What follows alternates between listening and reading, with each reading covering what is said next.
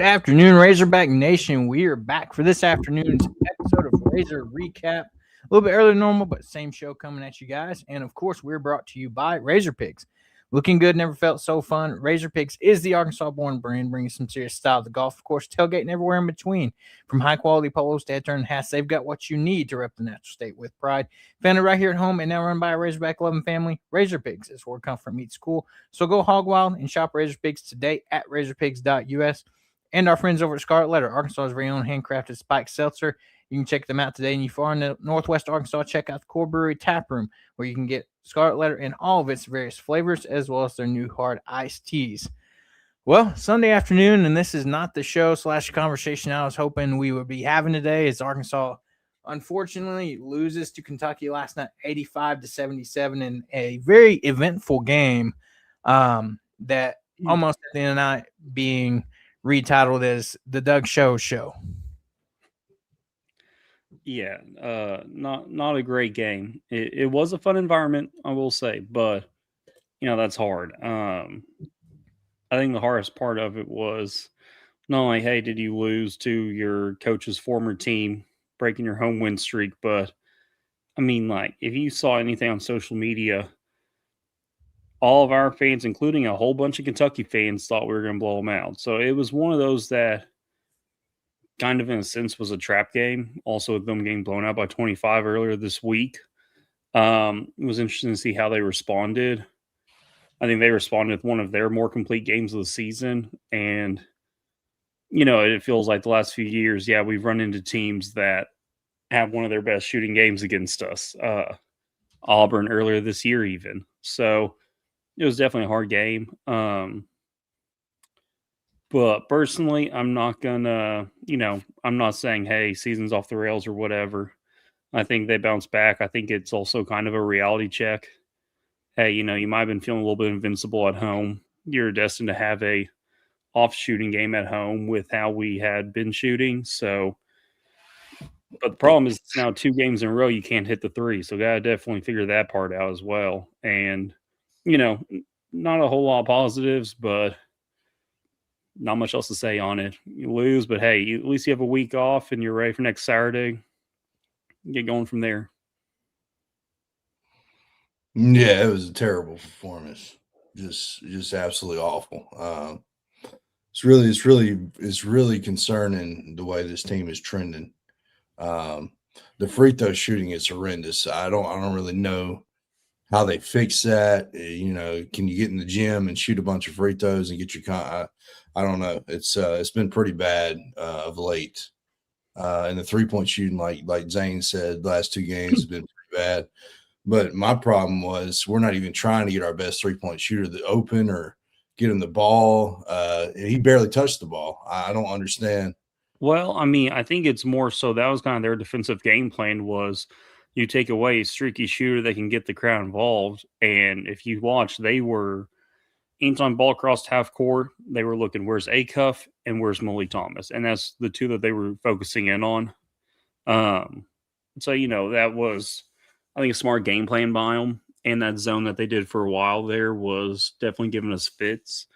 But I think from the get-go, they were really focusing on Malik, and that was kind of apparent. They were definitely extending the zone out on the side that he was on. Make sure they always had someone within probably 3 to 4 feet of him, and that makes for a very hard opportunity to break the zone whenever your best shooter is constantly being targeted, and they're even shifting the zone in order to focus on him. So that was honestly a great game plan by him. And once again, we have a no-show by Carter Knox. So I just we have to have him to be able to make it far in March. We've got to have him step up in some big games. Well, yeah. And if you missed it too, catching the Cal's post game too, he mentioned that before this game, he went to Carter and told him, he's like, hey, I'm going to need you in this game to step up. And he finishes the night 0 points, misses his only field goal attempt, which happened to be a 3. He grabs you 1 rebound, 2 personal fouls in 16 minutes. So really non-factor in this game, which you can't have, to your point. But also, the thing was, to me, the lack of physicality down low and getting the boards. We got rebounded by 9 or 10. And, It's 3 games in a row now we've been out rebounded. Right. Brazil gives you 8, but I mean, you can't have one guy doing it all. Out of your starting 5, Brazil had 8, Acuff had 2, and Knox had 1. That was it. So you got 11 rebounds total from your entire starting 5. And that just can't happen. And they came in with a good game plan, and really just once it started getting chippy and physical, they leaned into that a little bit, and basically just took us to work down low. That chippy and physical thing, that's another thing that I've talked about before. We saw it. I mean, this team tends to push and shove people unnecessarily.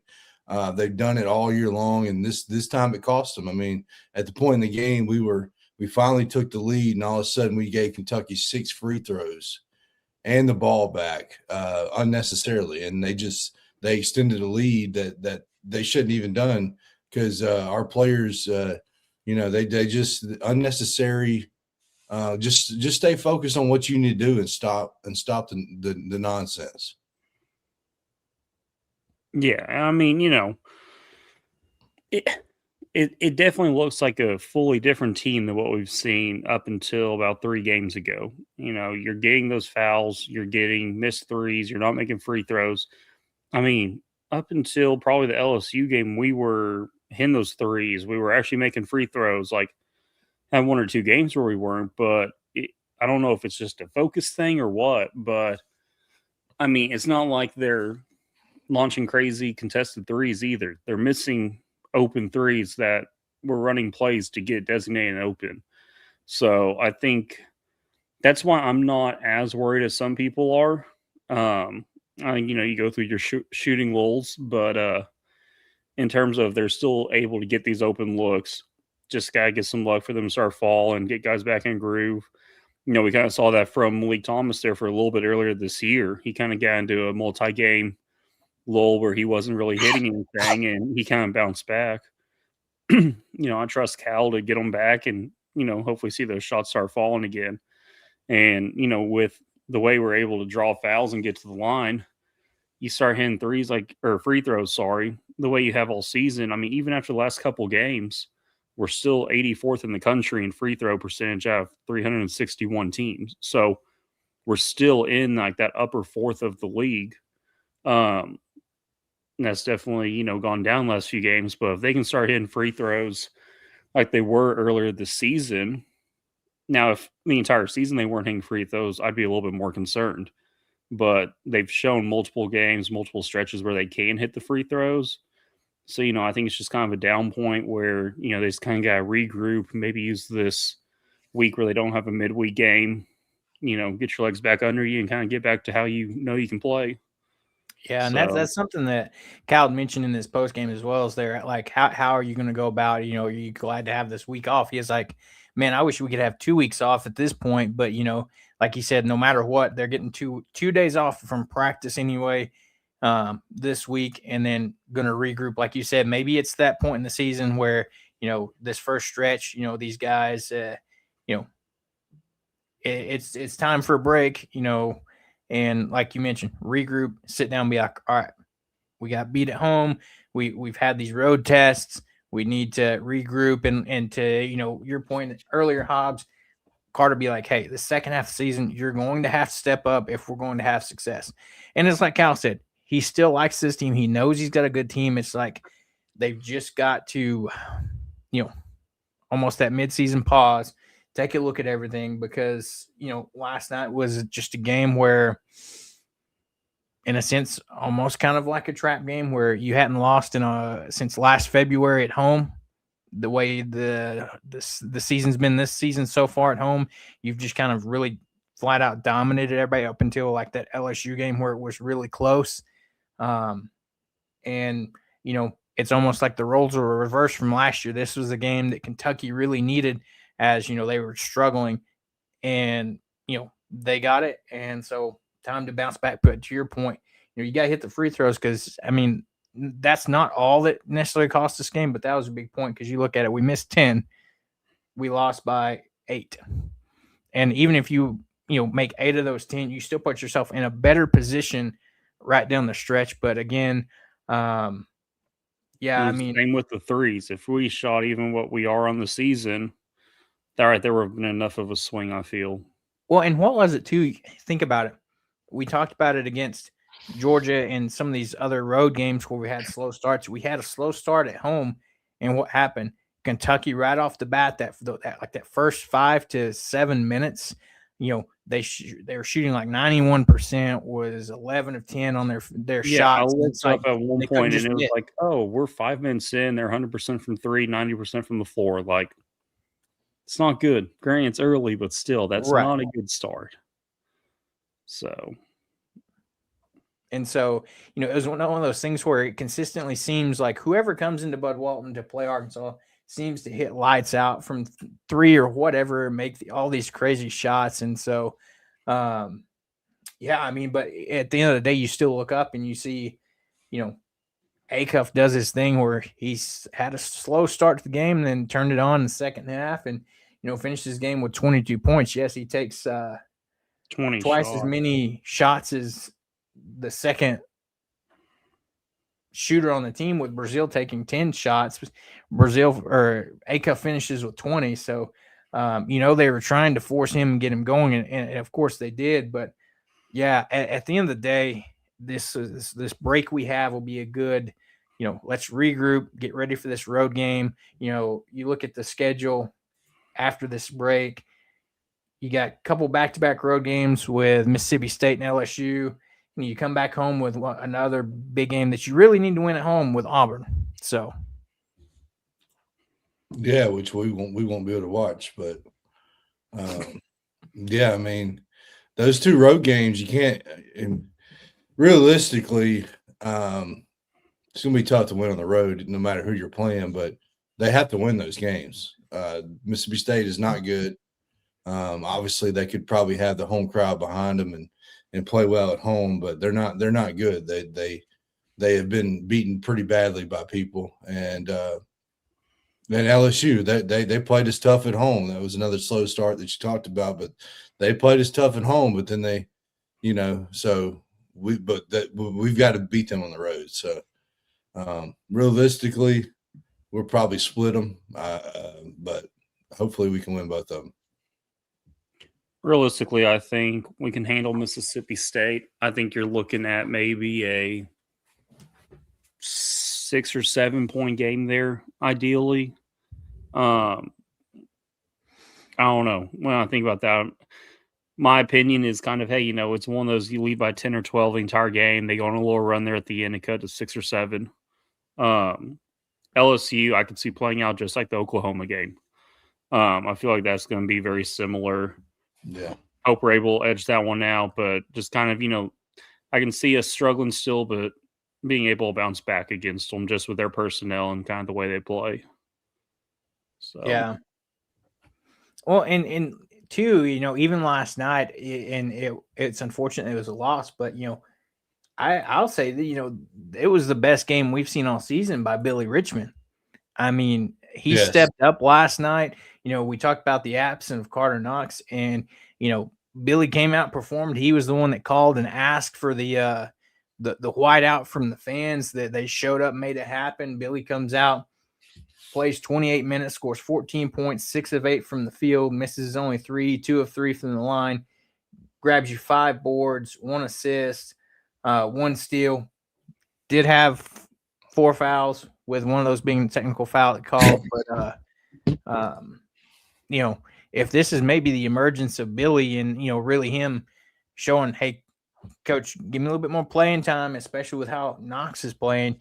I don't know if you might see a little bit of role shift there in terms of minutes, but it's hard to argue right now if Billy's going to keep playing like this and Carter's struggling. It's that balancing point. Like, what does Cal do? Because you want to get a guy like Carter Knox going, and the only way to do that is continue to give him playing time and let him find his shot, find his rhythm. But then you got a guy like Billy that in 28 minutes gives you the best game of his season this year so far. It's a tough predicament. Yeah, and Billy's I think to your point, I think, yeah, we might see Billy get some more minutes. I think and hope we will still see him coming off the bench, though, just because of that spark he does provide.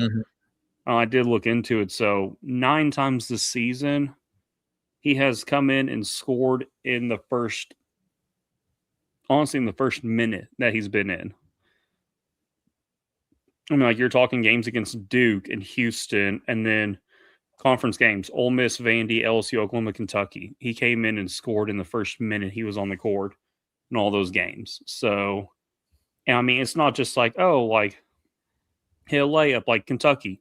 15 seconds in, he got an offensive rebound, the layup, and got the and one. But then, like, Oklahoma, 20 seconds, yeah, he missed a dunk, but got his own offensive rebound, and then got fouled and made one of the free throws. So he's just a spark plug coming off the bench. And I think with that role and his ability to score quickly once he's in the game, I think you like that momentum boost, and I think you keep him coming off the bench. But yeah, it wouldn't shock me to see him get more minutes from here on out until we see kind of a change from Knox. Right. And you look at it too, and you know, I keep going back to his presser, and Coach referenced this too. It was like, and he's not giving up on him, but you know, we've been saying it for weeks now, and you know, I think everybody's been seeing it. You've got to, I don't know what buttons you have to push, what type of motivation you got to do, but you just have to, like, there's no excuse. You've got to get more out of Nick Pringle somehow. You can't keep having these games where last night all you get out of him is 3 fouls and a turnover and misses his only free throw attempt. So there was no really net positives that you got from him being in the game. You know, even, you know, from what we were talking about, the reason he's starting is to bring the physical presence. You didn't even have that last night because they were just working him in the paint. So it's like, I don't know what the solution is or what kind of levers you have to pull to get him going, whether it is, hey, he gets butted out of the starting lineup for a game or two. I don't know what the solution is. Hopefully Cal will figure that out. But, you know, for us to have some success, you're going to have that post preference and more than just Malik Ewing, because he's coming out and still consistently giving you last night 11 points, 5 rebounds, 2 assists, and a steal. Like, so he's still coming out and consistently giving you what we've seen out of him in conference play. So the absence of Nick Pringle is really starting to become a problem. Yeah, I didn't even realize he played last night. I mean, I couldn't tell. Yeah, I couldn't tell because he was nowhere to be seen, and it's really starting to get a little bit annoying at this point that he's come in and really done nothing at all. Does he still have a chance to do that? Sure, but I mean, we got to see something. I mean, he can't even get a rebound for us. Like, he's not even jumping for a board or anything. I mean, I constantly see Kentucky players jumping in over everybody in the paint trying to get a rebound. And the only person I saw for us really trying to do that was Brazil. You know, Ewing can't do it all himself, but Pringle is getting to the point where, I don't know, can we go get somebody out of the NBA like Alabama did? I don't know. I don't know, because Bama got beat by 23 today with them. Yeah, Florida's turning on. They're getting hot, which is unfortunate on that piece since we got them later in the season. But I mean, just to what we were talking about with Pringle, it's like Pigpen says here, we can't defend the paint, and Kentucky took advantage of it. Bravo to them, I guess. I mean, exactly. I mean, they saw what we were struggling with. They saw that, you know, we didn't have that presence with Pringle, and, you know, really just took it to us. Brazil can only do so much. I mean, you look at him, he had a decent night, 16 points, 5 of 10 from the field, hits 2 threes, 4 of 6 from the line, gives you 8 boards, 2 assists, 3 blocks, 38 minutes, and then unfortunately fouls out with that last frustration foul at the end of the game where, if I'm being a little honest, bravo to the Kentucky kid for putting on his acting hat and really selling that flop. But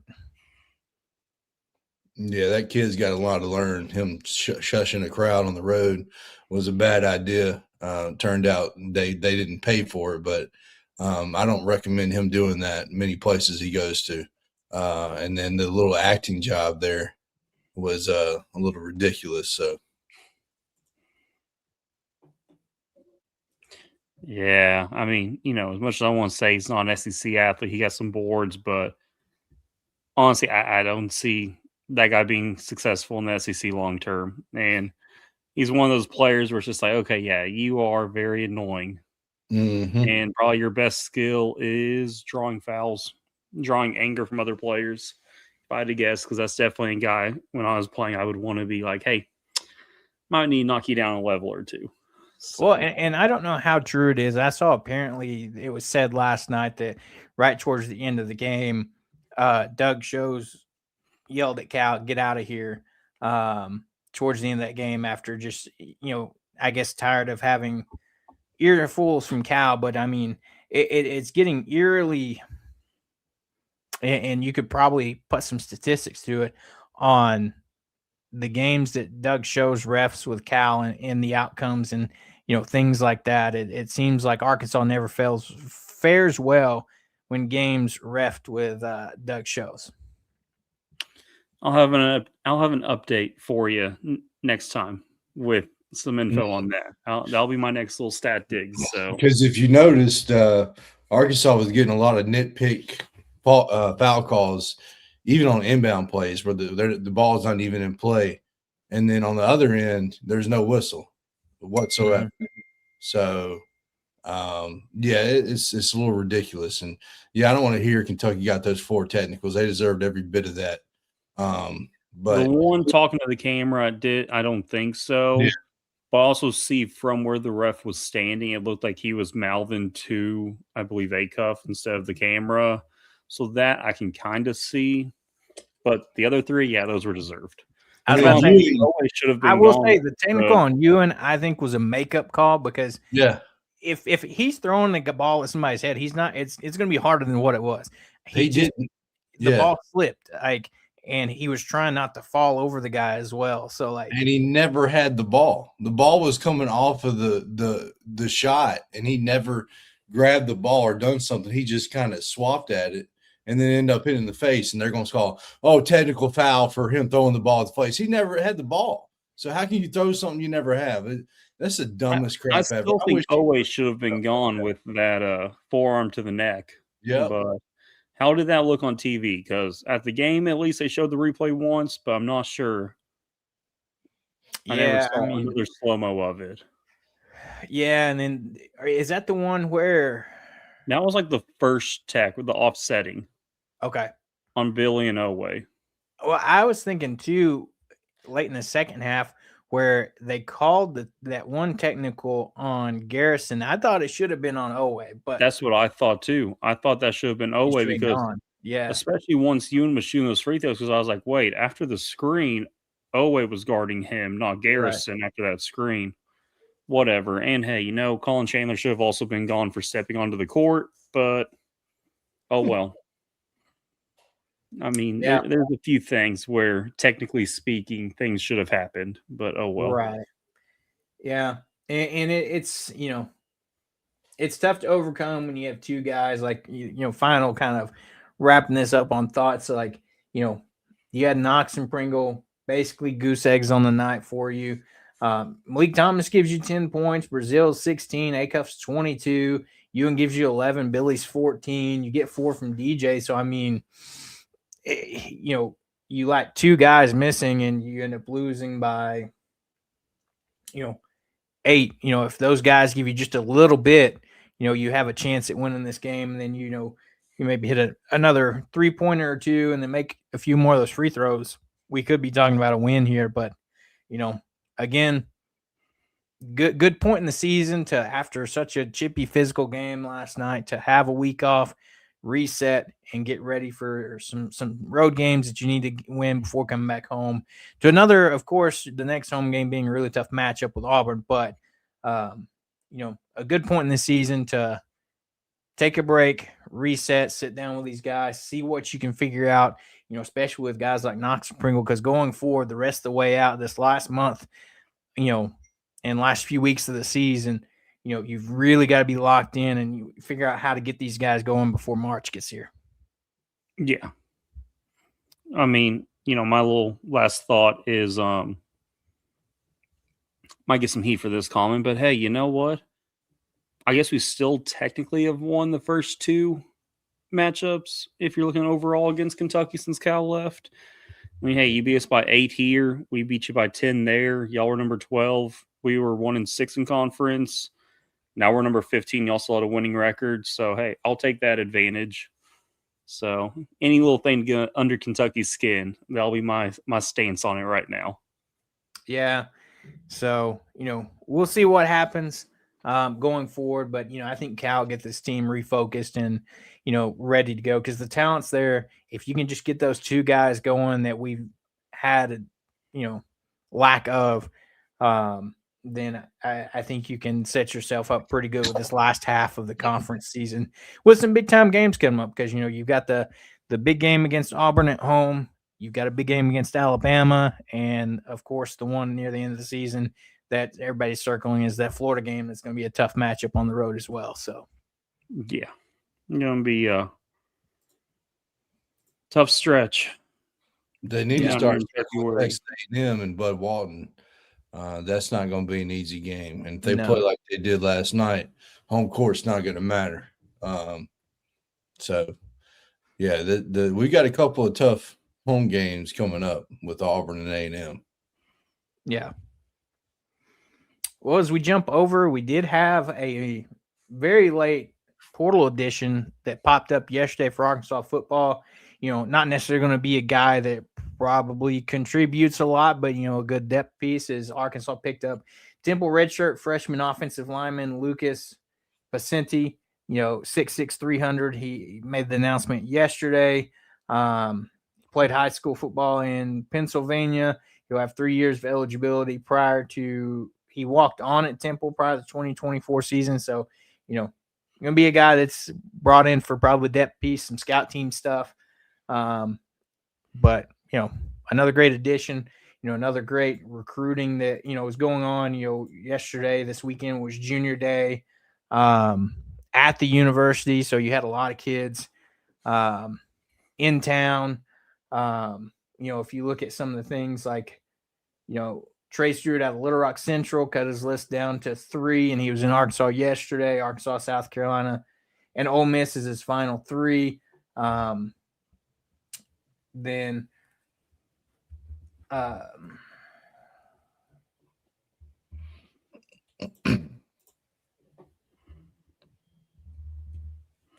and then so you also had, let's see, who else was visiting yesterday?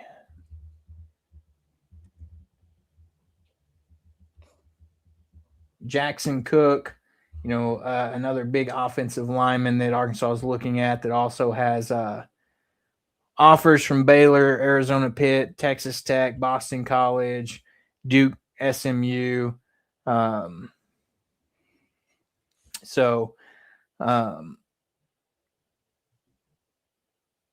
Joe T. Robinson athlete, Braylon Brown, had a great visit yesterday. He's class of 2028, 80th ranked player, number 1 player in the state right now, out of Joe T. Robinson.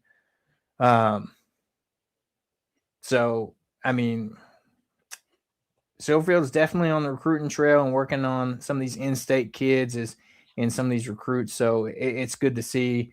Conway wide receiver Cambrian Blackman had a great visit, liked the new coaching staff, community, Razorback Nation. He likes the new coaching staff there. So, a lot of positives coming out of, some of these recruits. Fordyce running back Micah Gamble said, had a great time today at the Razorback Elite Junior Day. Definitely looking forward to visiting again. I really enjoy the knowledge Coach Johnson gave me. All the coaches had great energy. 3rd-ranked player in the state for, I guess, next year's class. So good things there. Quarterback Tamarin Anderson treated him like family, was already one of their players. He is a Beaumont native, 50th ranked quarterback, and have offers from Texas Tech, Cincinnati. So, a lot of good visits and good reactions from kids yesterday on this new coaching staff. And like to see what Coach Silverfield's doing as we get ready. You're in the dead period now, so there's that no contact that's going on for a little bit. And so now it's these guys are going to work. Class is back in session and, going through early spring workouts, getting in the weight room. There's already been some videos and stuff with these guys, already hitting the weight room. Of course, all these the transfer guys getting in, getting their schedule set, getting all ready to go. And, I can't wait to see what comes out of spring. But Honey Badger mentioned Florida steamrolled Bama today. You replied to that, Zane, but yeah, that's, I mean, like y'all said, Florida's clicking now, and so that's a game I'm not really looking forward to into this month. So that game could be trouble, especially considering how good their posts are and how inconsistent ours has been. So I also love just seeing Bama get walloped with the whole Bediako thing. But well, apparently, I just pulling up on my feed here. Gator fans were chanting at Bediako, G League dropout. So he was getting it from these fans. So, yeah. Hey, call up Jonas Adu and see what he's doing. See if he can head back to Fayetteville. Yeah, yeah, that'd be nice. But I think he's out of eligibility, though. Yeah, that might be the unfortunate part there. But yeah, and as we're inching closer, Arlington is right around the corner. That article came out earlier this week that mentioned, this coaching staff had planned for and, made sure not to let any of this snow issues derail practices. They had a plan for it. You got the interior, like we mentioned, the great practice facility we have. And it's going to be fun to watch. We've got finally some recognition. Ryder Helfrich named D1 baseball preseason All-American, after getting left off some other lists. Go give it a listen if you want. Bobby Wernes a couple of days ago did a radio interview talking about this year's team. And so, I think part of it up until this point, we've talked through kind of potential lineup scenarios, potential pitching rotation scenarios. At this point, with being, right at 2 weeks away, or less than 2 weeks away,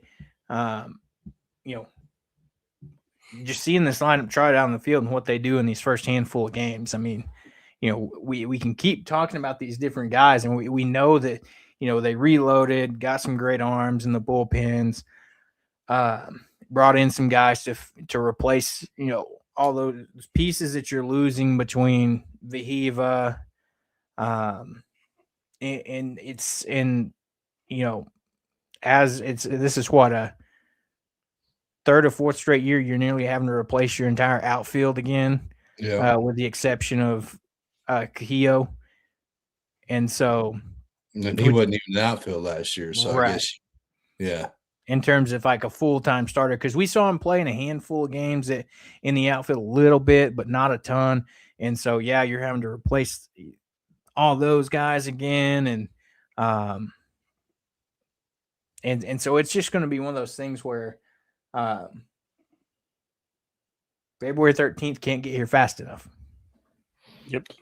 Yeah, it's going to be interesting to see this team, what it looks like. I won't take a whole lot in the first weekend because it's a Major League Baseball stadium, so I don't expect there to be high-scoring games. So I remember last year whenever this team played TCU on Saturday night, it was like a 2-1 game. Hopefully it's not that kind of game again because those games can be a little stressful because every pitch is on the edge of your seat. So but yeah, I remember that being the case last year, and it was like, oh man, our offense is not good. Here we go again, and look what happened after that. So yeah, it's going to be interesting to see how this goes, and I can't wait for it.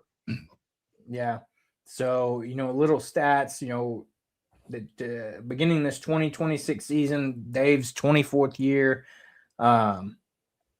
And, recapping last year, 50-15, 20-10 in the SEC to clinch its 6th 20-win SEC campaign, 12th trip to Omaha, Arkansas, the winningest team in the nation since the start of 2017, with 383 total victories, is the only SEC program and one of only 2 programs in the country, along with Southern Miss, to win 40-plus games each of its last 8 full seasons. So, and, knock on wood, we're ready to chalk up another one and add another one to that list. But, yeah, ready to see, even though, practice is practice and the game's game. So when we get down there to Arlington, these guys knocking off the rust and seeing what they can do.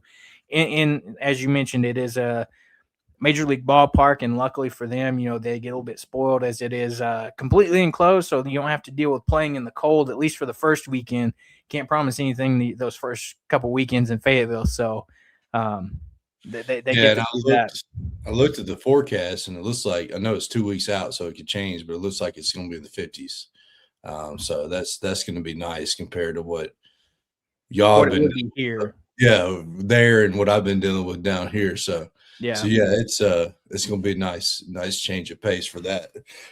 So yeah, but this is an elite program, regardless of what some other fan bases and some of our own will say. Just because we haven't won the ultimate prize and the national title doesn't mean that this is not an elite program and a national championship contender year in and year out.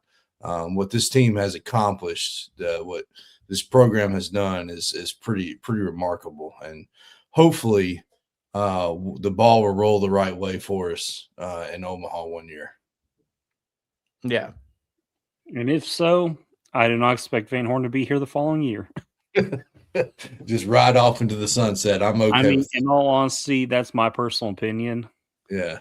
I think, if he's able to win one, I think retiring on that note, I think it would be very well deserved. Yeah. So I was about to say, now also I'm on the mindset of, I agree, if that happens, then our next future coach is already on staff too. I agree. No doubt about that. So I could see how there's people a reason. Think, hey, go give Vitello since he's in the MLB now. I'm fine with who we got now. Yeah, and there's a reason why he's still here and hadn't taken another job, because he's been offered plenty. Right. Yeah.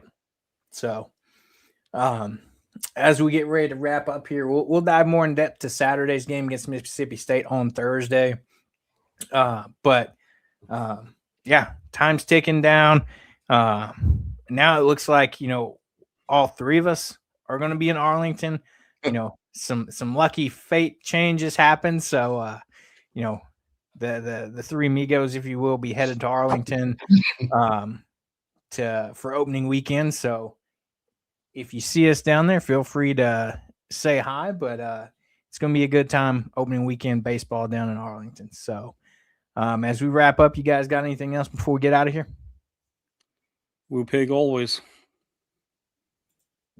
Well, with that, we'll get ready to wrap up. And as always, don't forget to like and subscribe to the show on YouTube, Apple Podcasts, and Spotify. Make sure you hit that like and subscribe button on YouTube. That way you don't miss any time we go live. And with that, everybody have a great rest of your Sunday. Good start to the week. We'll be back Thursday with your regularly scheduled show, as we'll break down the Mississippi State game and any other news going on in Razorback Nation. So with that, from Zane, Hobbs, myself, we're going to get out of here, and we'll see you guys on Thursday.